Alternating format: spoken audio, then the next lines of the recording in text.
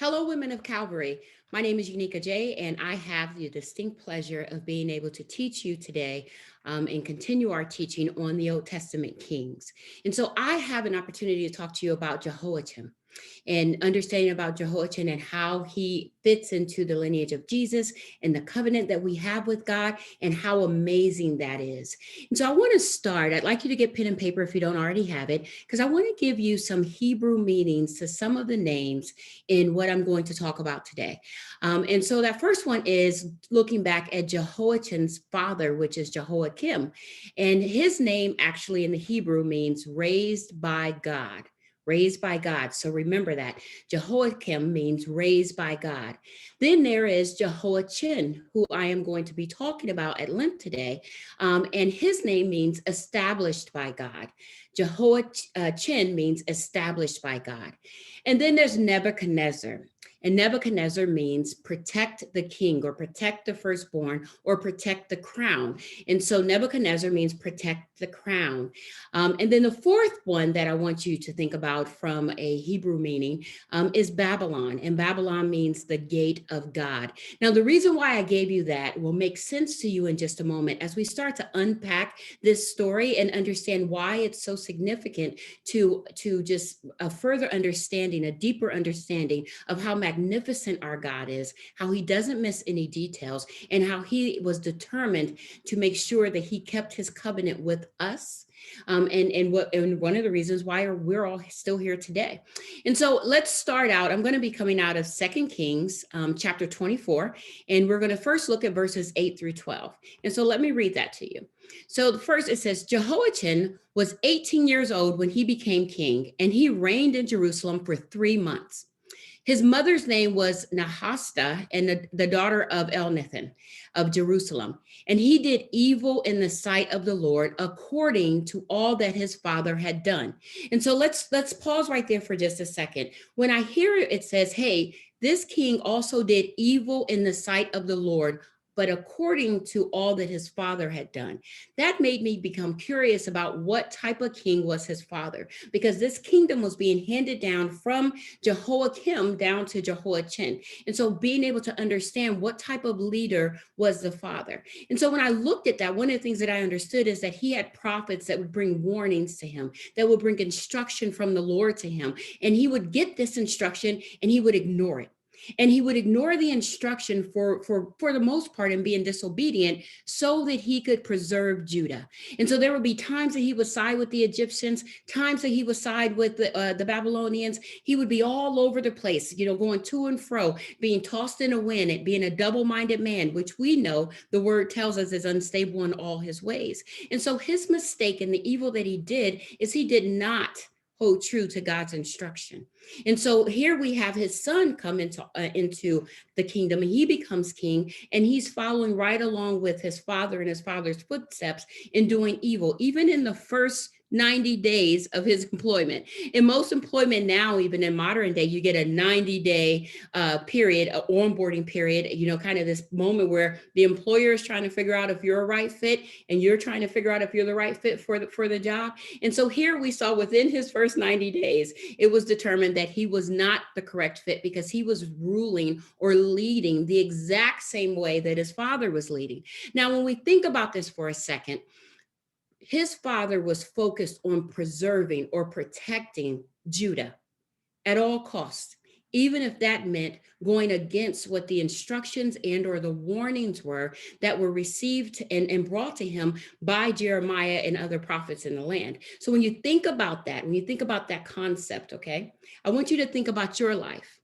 What are some things that you feel that in your own power, in your own authority, and in your own strength, you have to preserve and protect? And there may be warnings that are coming to you or instruction that's coming to you that's trying to guide you on the path that God wants you to go on, but you believe you have to do it in your own strength. Has God given you instruction on being a better wife? Has God given you instruction on being a better mother? Has God given you instruction on being a better servant, a better leader in your community? What has He given you instruction on? But you're thinking in your mind, I have to do it this way because I have to preserve some things or I have to protect some things. It may be that we're trying to protect our children from certain things. We may be trying to protect our marriage from certain things. We may be trying to protect our own pride and our own ego from certain things. But when we are not obedient to the instruction of God, the only thing that we can reap from that is destruction. And sometimes the roles that we play, whether it's wife or mother or servant or co-worker or aunt or whatever those types of things are, whatever your roles are, sometimes those become laborious when we are fall outside of God's instruction. Similar to what we see with Jehoiachin and Jehoiakim, two kings that stepped outside of God's instruction and became disobedient. And so if we keep going, it says, at that time, the servants of Nebuchadnezzar, the king of Babylon, came up against Jerusalem, and the city was besieged. And Nebuchadnezzar, king of Babylon, came against the city as his servants were besieging it. And then Jehoiachin, king of Judah, his mother, his servants, the princess and the officers went out to the king of Babylon, and the king of Babylon, in the 8th year of his reign, took him prisoner. So here's the thing to understand, just like I was just talking to you about, what are some things that you may be, outside of what God's instruction has been for you and for your life and for that role, or how you're supposed to conduct your business or how you're supposed to lead your life. One thing that we learn from this text is Jehoiachin may have been the person that was being disobedient. He may have been the person that was doing evil in God's sight. He may have been the person that was ignoring, because he received warnings and instruction also from the prophets. So he may have been the person that was actually doing it, but his disobedience impacted other people that were close to him. When we don't heed the instruction of the Lord, our disobedience has an impact on everyone that's around us. So as a woman, if I'm not listening to the Lord's instruction on how to be the best wife that I can be, that has an impact on my husband. It has an impact on my kids. If as a mother, if I'm not heeding that instruction, that has an impact on my children and even my children's friends and their cousins and their other relatives, and who all they're going to impact when they grow up to be adults. If I'm not being, heeding God's instruction on what He wants me to be as a servant, that has an impact on all of the people that I come in contact with, where I may have an opportunity to minister to them and lead them to Christ. So listening to God's instructions is so important in every area of our life, not just the areas where it's comfortable or where it's easy, and definitely not we're in the places where we just want to, but in every area of our lives. And sometimes where that becomes an internal conflict is because our fleshly person wants to think that we have the power and the authority and the wherewithal to protect certain things. And in that thought process, we're doing all of the protecting and we're doing everything in our own might, whereas the word says we can do all things, but the key is the second part of that, which is through Christ who strengthens us, right? And so here, both of these kings, the father and the son, both were doing things in their own might. And so when we know that when we do things in our own might and we fail to yield to what the actual instruction of God is, or the warnings that come from God, not only is there an impact on us, but there's an impact on the folks that are around us, right? And so as a result of this, both the king and all of those folks were deported, and they had to go to Babylon. And so they were in exile in Babylon. And as a result of that, there was one other king that was appointed at the time. But then Judah, the very thing that Jehoiakim and Jehoiachin were trying feverishly to protect, it failed. It fell, it ended, and Judah was no more. So all of the effort that they put into the very thing that they tried to protect went away. Their focus of everything that they had their eyes on, instead of having their eyes on God, instead of having their ears tuned to what God was telling them to do, and then walking in their own understanding, they lost the very thing they were trying to hold on to. So when you think about that and you apply it to your own life, what are some of the things that you're desperately trying to hold on to? I can share with you that there was a time in my life where one of my sons, my middle son, he struggled with addiction. He struggled with a variety of things. And I tried my hardest to do everything in my own strength to restore him, to save him. But what I had to realize is I had to hand him over to God. And I held on to him until he was exiled and he was placed in a real prison system here in the state of Pennsylvania. And I wanted to do it my way. I wanted to do it through the textbook. I wanted to do it through just therapy. I wanted to do it through, rehab centers. I wanted to do it through interventions and life coaches and all these other things when God had given me instruction to release him back to me. Let him feel some of my consequences so I can get him on the right path. And he had to actually remove my son from my home, place him into a prison system where he can start to work on his heart. Because quite frankly, I was getting in the way. I wonder where Judah would be if those kings had relinquished their own control and submitted fully to the Lord. I wonder what type of mothers we would be if we relinquished our control and heeded to the instruction of the Lord. I wonder what type of wives we would be if we relinquished our control and fully submitted to the Lord. Judah fell despite everything that they worked for, despite being taught, double-minded and going between Babylon back to Egypt, kind of figuring out who to partner with in order to keep Judah standing, it still failed. So you have to ask yourself, doesn't it make more sense to align with God? Now, I want to jump with you to 2 Kings 25, and we're going to go chapter 25, 27 through 30, and I'll read it to you.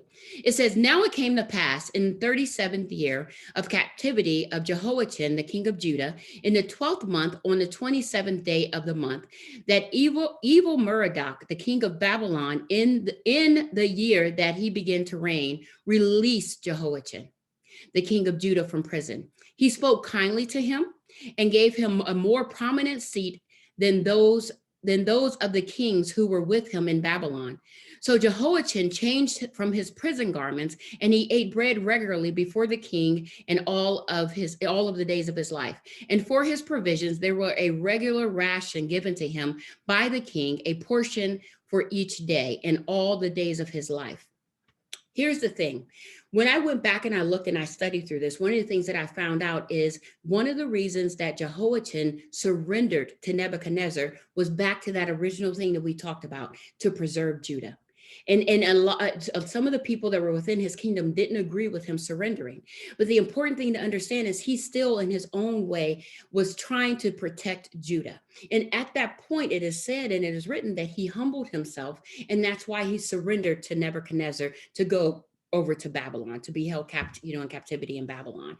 And so I don't know what happened during that whole time, those 37 years that he was in captivity, but now there's a restoration that happens and he's brought back into the kingdom and able to sit at the table and dine with the kings. One of the most beautiful things that I see in this scripture, in this text, that really pops out to me is the fact that he took off his prison clothes.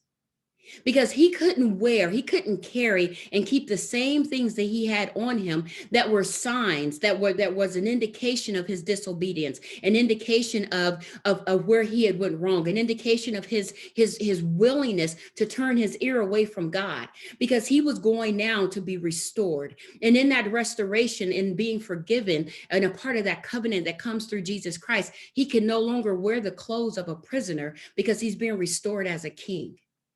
It doesn't matter what type of mother you were yesterday, or what type of wife you were yesterday, or what type of servant you were yesterday. It doesn't matter what type of wife, mother, or servant you were 5 minutes ago. But what matters is that you have the ability to turn your ear back to God and hear his instructions so that you will be able to walk as the way that you're supposed to be walked. And you can take off everything that is identifying you as someone who's being held in captivity. Now, early on, I told you that there were some Hebrew names that I wanted you to understand the meaning of these words. And I want to break this down for you just a second before I link this back to our Matthew study.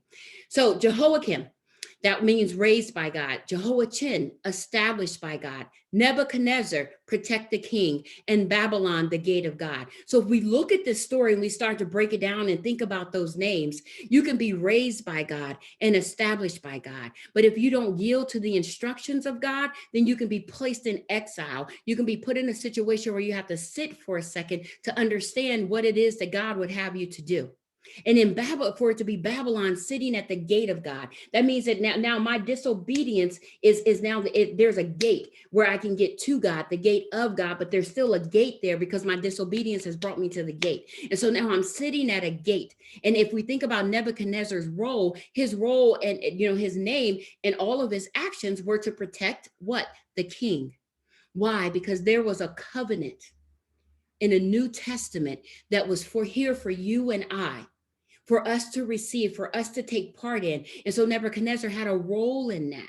There's a curse that even came with Jehoiachin, a curse that said that there will be no other kings in the lineage that would sit on the throne.